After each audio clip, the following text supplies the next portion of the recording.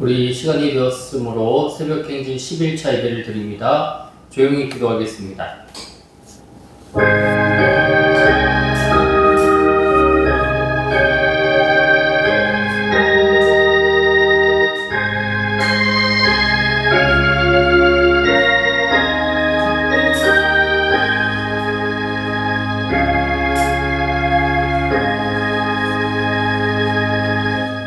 우리 찬송가 524장 찬송합니다. 524장입니다.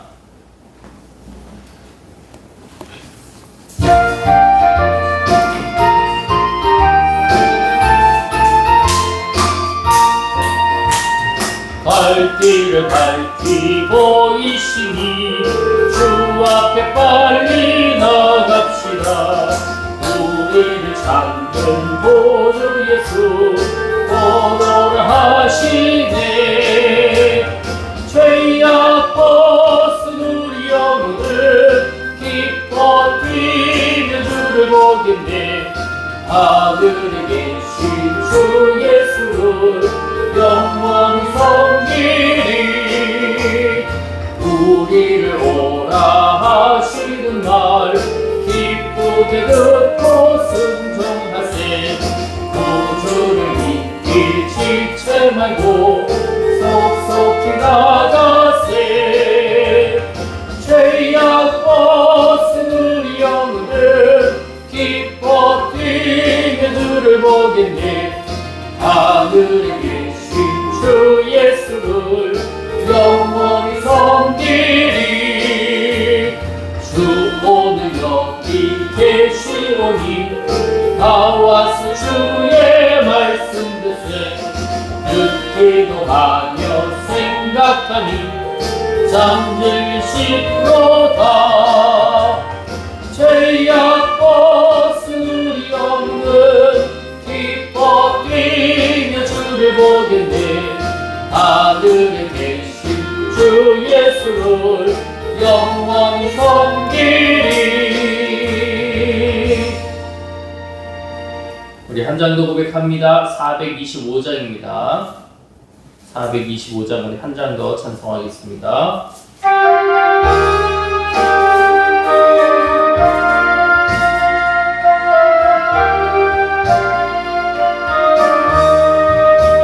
주님의 뜻을 이루소서. 고요한 중에 기다리니 진흙과 같은 날 빚어서 주님의 형상 만드소서. 주님의 뜻을 이루소서. 주님 말 앞에 엎드리니 나의 맘속을 살피시사 눈보다 희게 하옵소서. 주님의 뜻을 이루소서. 병들어 몸이 피곤할 때 권능의 손을 내게 펴사 감동케 하여 주옵소서. 주님의 뜻을 이루소서.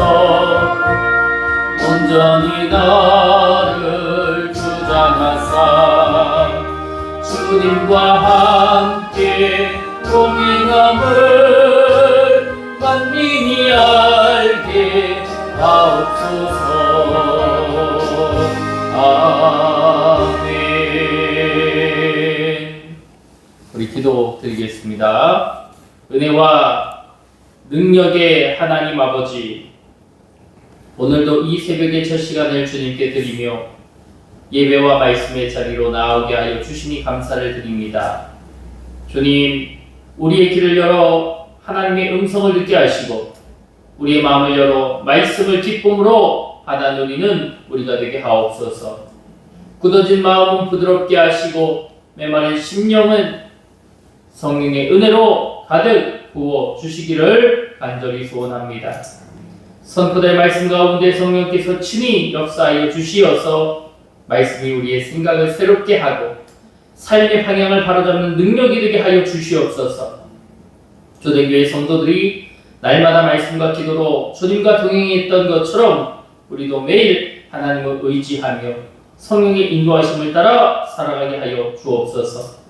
오늘 듣는 말씀을 마음에만 간직하지 않게 하시고 가정과 일터, 삶의 모든 자리에서 순종으로 실천하는 믿음의 사람들이 다 되게 하여 주시옵소서. 이 시간 이 예배에 온전히 영광받아 주실 것을 주께 올려드리고 믿사오며 거룩하신 예수 그리스도의 이름으로 기도드립니다. 아멘. 네, 오늘 새벽행진 11차 방향을 바꾸시는 성령이라는 제목으로 사도행전 9장의 말씀을 함께 나누겠습니다. 인생에는 방향이 중요하다는 말을 참 많이 합니다. 아무리 열심히 달려도 방향이 틀리면 목적지에 도착할 수가 없지요. 세상은 어떤 목적지나 목표에 빨리 도착하는 것을 굉장히 중요하게 여깁니다. 그러나 하나님은 어디를 향해 가고 있는지를 더 중요하게 보시죠. 오늘 사도행전 이 9장에서 누구보다 열심히 살았던 한 사람이 등장합니다. 바로 사울입니다. 그는 누구보다 뜨거운 열정을 가진 사람이었는데 율법에도 철저하고 신앙 생활도 굉장히 열심히 하는 그런 사람이었습니다. 그런데 문제는 방향이죠. 방향. 그는 하나님을 위해 산다고 생각했지만 실제로는 하나님이 세우신 교회를 핍박하는 삶을 살아가고 있었습니다. 한번 우리 성경을 볼까요? 9장 1절입니다. 우리 9장 1절 말씀 우리 함께 읽어봅시다. 시작. 사울이 주의 제자들에 대하여 여전히 위협과 살기가 등등하여 제사장들에게 가서 그는 틀린 길인데 이 틀린 길을 확신을 하면서 달려가고 있었습니다. 그런데 하나님은 그런 사울을 그냥 두시지 않는 거예요. 다메섹으로 가던 길에서 그의 인생을 딱 멈추시고 그리고 완전히 새로운 방향으로 그를 돌이키시기 시작합니다. 그렇습니다. 성령께서는 오늘도 우리의 방향, 사람의 방향을 바꾸십니다. 죄의 길에서 생명의 길로 자기중심적인 삶에서 하나님 중심적인 삶으로 우리의 길을 돌이키게 하시고 변화시키신다라고 하는 거예요. 그래서 오늘 사도행전 9장은 한 사람의 인생을 완전하게 뒤집히는 그런 이야기가 오늘 이 말씀이다 라고 하는 것을 먼저 알고 우리가 함께 나눠 보도록 하겠습니다. 앞서 고백했던 것처럼 사울은 굉장히 열심히 있는 사람이었습니다. 그는 그냥 단순한 사람이 아니었어요. 사도행전 22장 3절에 가말리엘 문화에서 배운 엘리트다라고 기록하고 있고 빌립보 3장 5절에 율법에 철저한 바리새인이다 라고 합니다. 그는 그냥 단순한 사람이 아니라 뭐 한 가지에 꽂히면 끝장을 보는 사람이었습니다.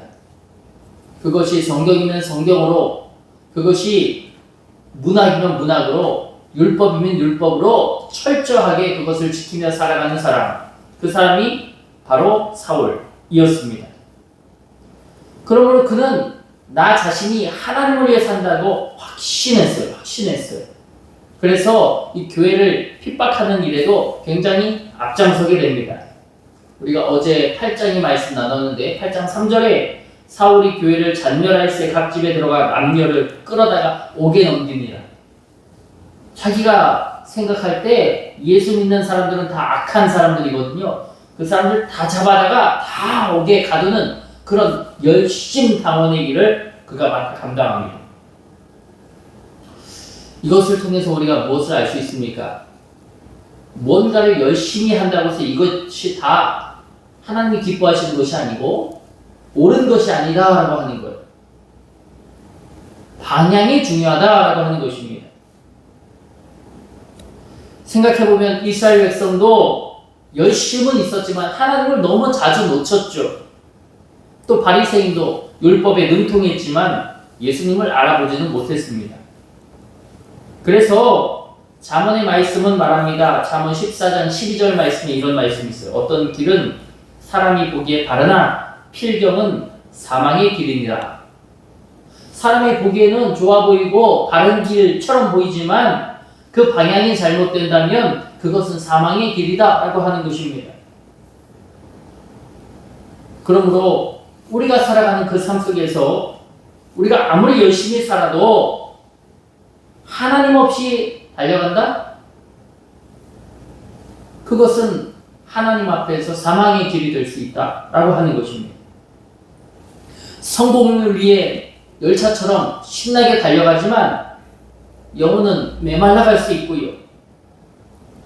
그러므로 우리가 얼마나 열심히 사나, 우리가 얼마나 열심히 달려가나 이것도 중요하지만 그 이전에 우리가 어디로 향해 가는가, 이것이 이 방향이 훨씬 더 중요하다라고 하는 것입니다. 사울은 다메섹으로 향하고 있었습니다. 그의 마음에는 분노로 가득 차 있었어요. 그가 다메섹으로 가는 이유도 뻔합니다. 그곳에 가서 예수 믿는 사람들 싹 다 잡아다가 옥에 가둘 생각을 갖고 있었습니다. 그래서 그리로 가고 있는 것이에요. 그런데 하늘에서 갑자기 빛이 비춥니다. 한번 성경을 봅시다. 9장 3절입니다. 9장 3절, 우리 3절을 같이 한번 읽어보자고요. 시작. 사울이 길을 가다가 다메섹에 가까이 이르더니 호련히 하늘로부터 빛이 그를 둘러 비추는지라. 아멘. 빛이 하늘에서 자기에게 스포트라이트를 확 비추는 것처럼 짠 하고 비추는 거예요. 사울은 깜짝 놀랍니다. 깜짝 놀랍니다. 그리고 그와 동시에 음성이 들려오는데요. 4절입니다. 4절 한번 읽어볼까요? 시작. 땅에 엎드려져 들음에 소리가 있어 이르시되 사울아 사울아 내가 어찌하여 나를 박해하느냐 하시거늘. 하늘에서 빛이 짠 하고 이르고 소리가 들리는데 사울아 사울아 네가 왜 나를 박해하느냐 소리가 들리는 거예요. 사울이 더 깜짝 놀랐겠죠. 그리고 묻습니다. 5절입니다. 5절 시작. 대답하되 주여 누구시니까 이르시되 나는 네가 박해하는 예수라. 그렇습니다. 예수님께서 하신 말씀이었습니다. 누구십니까? 당신이 누구십니까? 라고 물을 때에 네가 박해하는 예수다 라고 말씀을 하십니다. 이 질문은 어떻게 보면 사울의 인생의 전환점이 됩니다. 그동안 그는 하나님을 안다고 생각했어요. 하지만 실제로는 아는 삶이었을까요? 아닙니다. 예수님을 모르고 있었습니다. 우리가 신앙생활을 오래오래 했어도 진짜 주님을 모를 수 있어요. 교회는 오래 다녔는데 종교생활을 열심히 했는데 예수님을 인격적으로 한 번도 만나보지 못할 수도 있습니다. 사울은 안다고 생각했어요. 율법에도 능통하고 가말리엘 가문에서 문화에서도 그가 이 성경적으로 철학적으로 굉장히 능숙한 그런 사람이었기 때문에 하나님에 대해서 누구보다도 자기가 잘 안다라고 자신했습니다. 그러나 그날 처음으로 진짜 예수님 앞에 서게 됩니다. 그리고 그의 눈이 멀어지게 됩니다. 어쩌면 이것은 단순한 육체의 질병이 아닙니다. 지금까지 자신이 옳다고 믿었던 모든 것이 무너지는 순간이었습니다. 때로는 하나님이 우리를 멈추게 하시죠. 계획이 무너질 때가 있고 생각한 것이 막힐 때가 있습니다. 너무나도 익숙했던 삶인데 그 삶이 흔들릴 때가 있습니다. 왜 내게 이런 일을 주셨는지 알지를 못하는 거죠.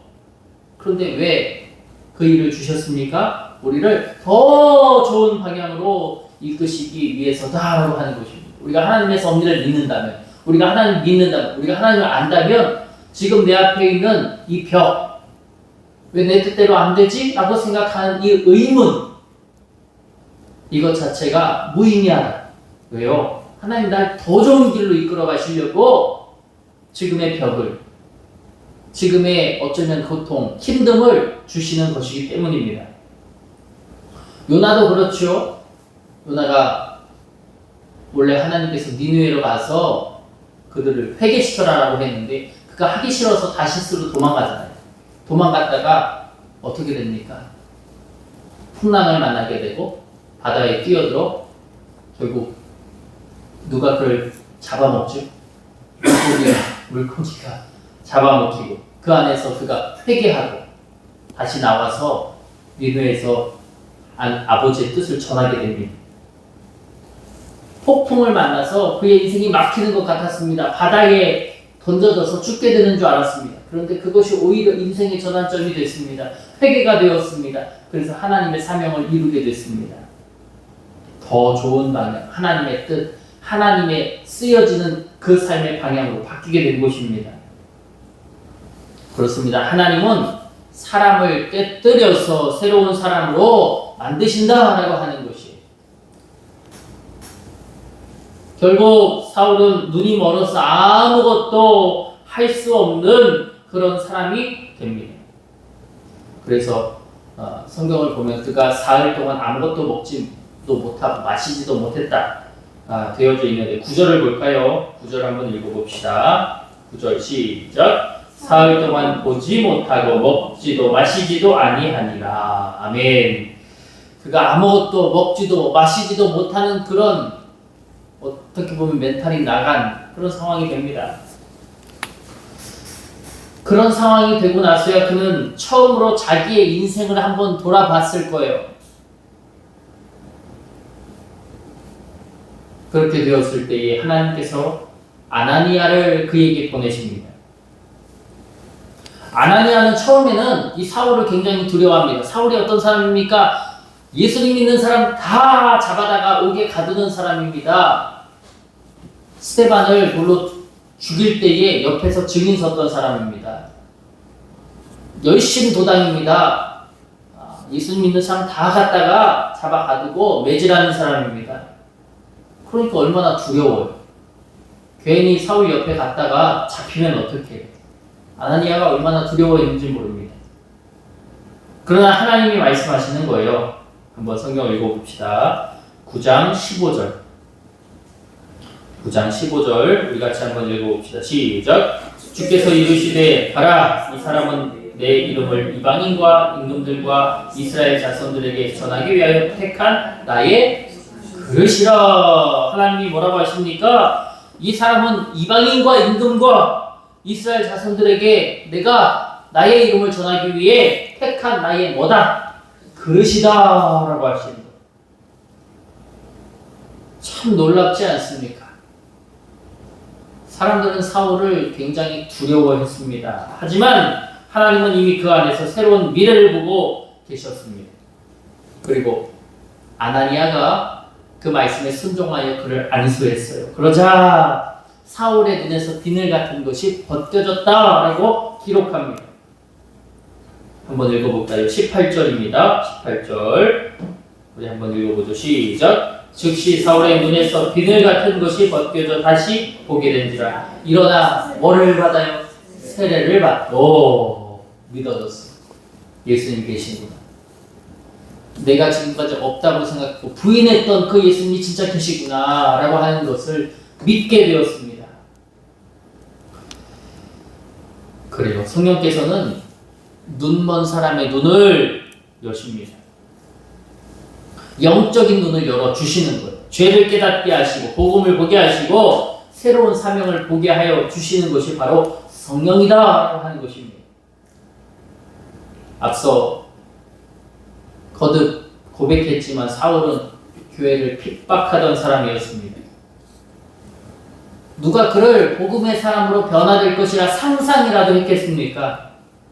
하지만 하나님은 그런 사울을 바울로 바꿔주시잖아요. 그리고 훗날 그는 복음으로 온 세계에 예수 그리스도를 전하는 사도가 됩니다. 저는 이 말씀을 묵상하고 또 읽으면서 하나님은 포기하지 않으시는구나 라고 하는 생각을 했어요.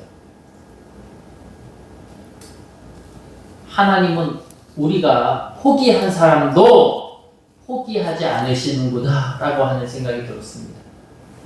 그렇게 생각하고 성경을 보니까 그렇잖아요. 모세도 살인자였고 다윗도 밧세바를 범해서 어쩌면 실패한 사람이고 베드로는 어떻습니까? 예수님 3번 부인한 사람이고 어떻게 다 하나같이 하나님을 배신하고 부인했지? 그런데 하나님은 너희들은 그때 배신했고 실패했고 범죄했으니까 상종하지 않겠다 하지 않으시고 그들을 다시 사용하십니다. 회개하는 자, 회개하는 영혼 위에 하나님이 그들을 다시 그릇으로 사용하셨다라고 하는 것이에요. 왜 그럴까? 하나님의 은혜는 사람의 과거보다 더 크기 때문입니다. 그래서 결론은 하나님은 변화시킬 수 없는 사람이 없다. 모든 사람을 다 변화시킬 수 있다라는 결론에 도달하게 되는 것 같습니다. 전에 어떤 성도님이 그러시더라고요. 당신은 성격이 꼭 말해야 할 것은 말해야 되고 어떤 부분에 꽂히면 무조건 그 일을 해야 되고 그래서 평생 나는 안 바뀔 것 같다. 근데 제가 그랬죠. 아닙니다. 성도님, 하나님은 모든 분을 바꿀 수 있습니다. 아니래. 자기는 안 바뀔 것 같아요. 절대 안 바뀔 것 같아요. 정말 그럴까요? 우리는 어떠한 일에 대해서 정말 손바닥 뒤집듯 생각을 바꿀 때가 얼마나 많은지 모릅니다. 아니, 커피숍에 가서 커피를 먹어도 뭐 먹을까 엄청 고민하다가 이거 먹어야지 해도 저거 먹는 사람이 우리이고 짜장면 집에 가도 짬뽕을 먹을까 짜장면을 먹을까 고민하는 게 우리인데 내 생각은 절대 안 바뀐다. 나는 무조건 100번이면 100번 짜장면만 먹는다. 그런 사람이 어디 있겠습니까? 그것이 우리의 오류죠. 내 성격, 내 생각, 내 기준 이건 내 환경에 따라서 얼마든지 바뀔 수 있습니다. 그런데 환경에 대해서도 그렇게 잘 바뀌는데 하나님이 내 생각, 내 성격, 내 기준을 어떻게 왜 못 바꾸시겠습니까? 무조건 해야 하는 사람 사울도 하나님 안에서 변하게 되었습니다. 성령께서 만지시면 방향이 바뀌고 인생이 새로워진다는 사실을 우리는 꼭 기억해야 될 것입니다. 그러므로 사도행전 9장은 한 사람의 인생이 완전하게 바뀌는 이야기죠.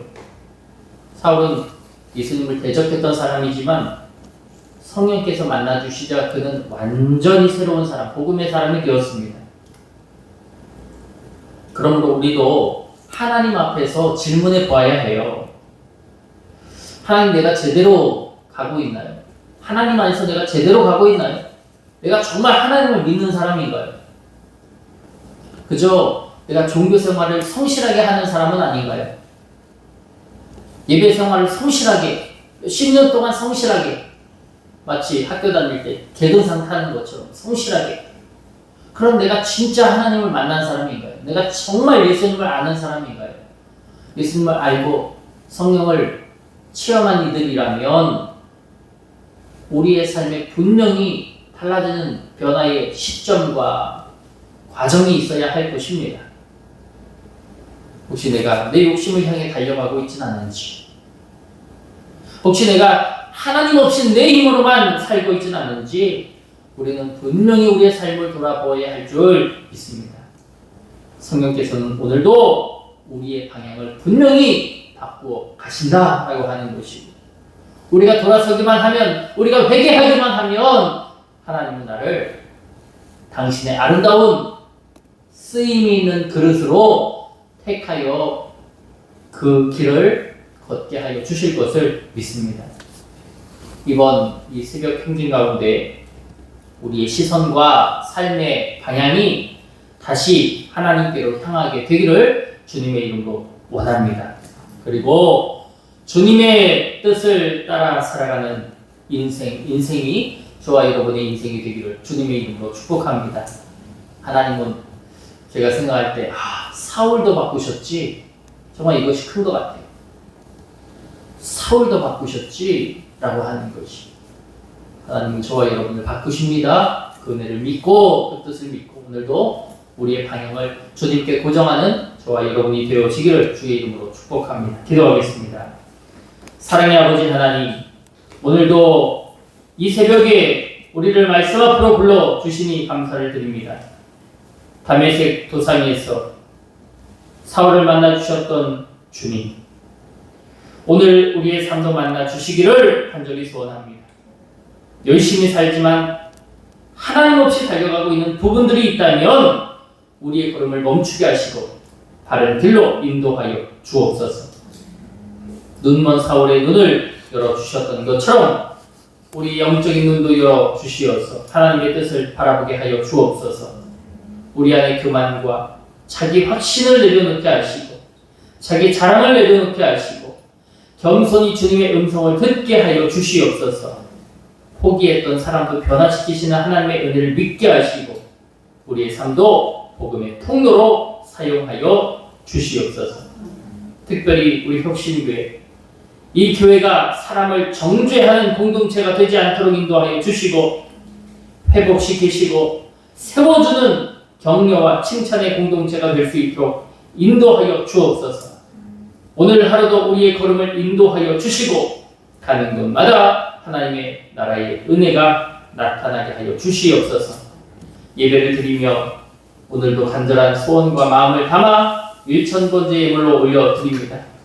이 귀한 예물 주께 올려드립니다. 하나님 받아주시고 홀로 영광 받아주시며 특별히 저들의 기도의 제목들을 들어 응답하여 주시옵소서. 때를 따라 돕는 은혜로 함께 하시고 은혜로 충만함으로 함께 하시며 하나님의 역사하심이 우리를 통해 나타나고 이루어지도록 하나님 복의 복으로 더하여 주옵소서. 날마다 생각하지 못한 은혜가 우리에게 입혀져서 하나님이 계시다고, 하나님 우리 길을 이끌어 주신다고, 하나님의 섭리하심과 계획하심 속에 우리가 있다고 믿음으로 고백하고 그 은혜를 자랑할 수 있는 우리 모두가 되게 하여 주시옵소서. 이번 돌아오는 주일 맥주감사 찬양 축제로 나아갑니다. 홀로 영광 받으실 주님을 기대하며 합력하여 하나님께 찬양과 영광 올려드리는 혁신교회 모든 성도들이 다 되게 하여 주실 것을 믿사옵고 거룩하신 예수님의 이름으로 기도드립니다. 아멘. 하늘에 계신 우리 아버지여, 이름이 거룩히 여김을 받으시오며 나라가 임하시오며 주의 삶에서 이루어진 것 같이 땅에서도 이루어지이다. 오늘 우리에게 일용할 양식을 주시옵고 우리가 우리에게 죄 지은 자를 사하여 준 것 같이 우리 죄를 사하여 주시옵고 우리를 시험에 들게 하지 마시옵고 다만 악에서 구하시옵소서. 나라와 권세와 영광이 아버지께 영원히 있사옵나이다. 아멘.